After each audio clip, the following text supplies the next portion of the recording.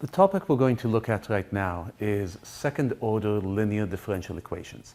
Specifically, we're going to do second-order linear differential equations with constant coefficients. So, what that is anything of the form y double prime plus a times y prime plus b times y is equal to 0. So it's not just a second-order linear differential equation with constant coefficients, but it's also homogeneous. So once we've got all of that, what does it mean? Second order means that we have a second derivative within our function, and we are comparing it with everything else. Constant coefficients. The a and the b over here are going to be real numbers. We are allowed to have them be functions. You can get into some very interesting ideas in there, but that goes beyond the scope of this particular course. So we're going to stick with just a and b are constant, and then homogeneous, we're going to have the whole thing is equal to 0. Otherwise, we can have it equal to any other value, and that would be fine.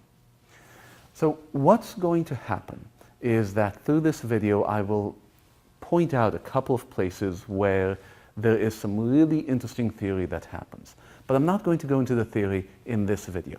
In the next video, we will look at the theory, we will get a sense of why these things that happen do take place. In terms of solving this kind of equation, things get really simple. We know from the first order differential equations that e to the x is really powerful. E to the x tends to be a solution to a lot of these simpler problems. So we're going to look at this and say, what if the solution also looks like e to the x? In particular, we're going to begin with let y be equal to e to the r times x, and we're going to see what that gives us.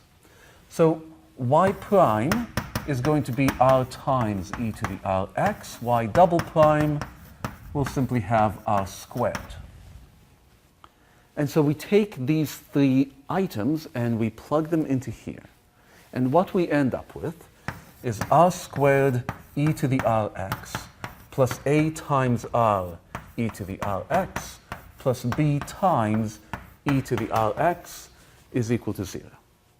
And the advantage that we have is the exponential function, as we noticed when we looked at the first order differential equations, it's never equal to 0.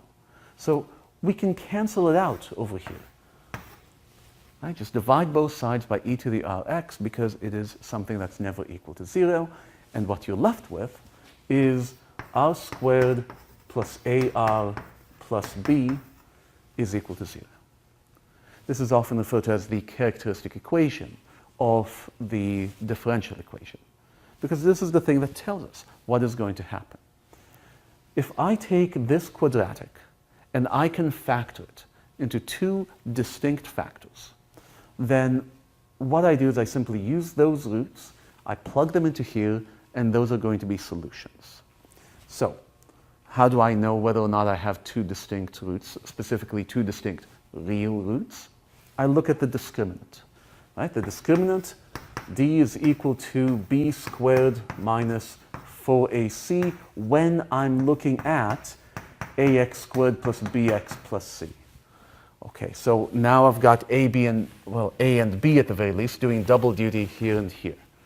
So just going back to something that we've done in a number of videos already, just to remind you of how this thing can help us out, we replace the variables with symbols. So use a box over here and use a triangle over here, and C we're not using over there, so it's fine, we can keep it as C. Or if you'd rather, math is a lot more interesting this way, let's go with a smiley face. There we go. So what we have is box is equal to 1, looking over there at our equation, triangle is equal to A, smiley face is equal to B. All right, we plug those in, we see what we get.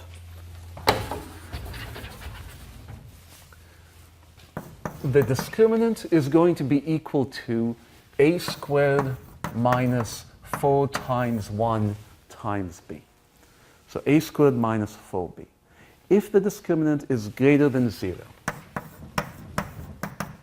then we have two distinct real roots. Call them R1 and R2.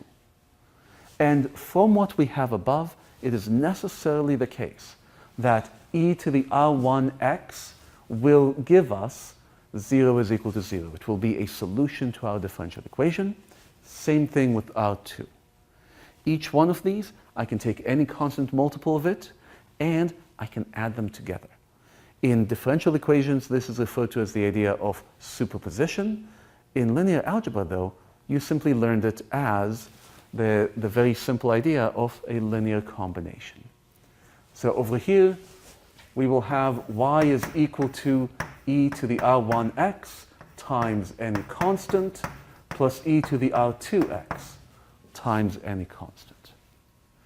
Now, part of the theory behind this is, why do we expect there to be these two solutions, or at least two solutions in general, and for us to be able to take any of these linear combinations of those?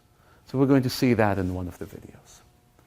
Now, if we take d is equal to 0 or d is less than 0, those are going to be slightly more complicated. So let's take a brief moment over here. We'll pause. In the next video, we'll cover these two cases, and then in the video after that, we will bring in the theory.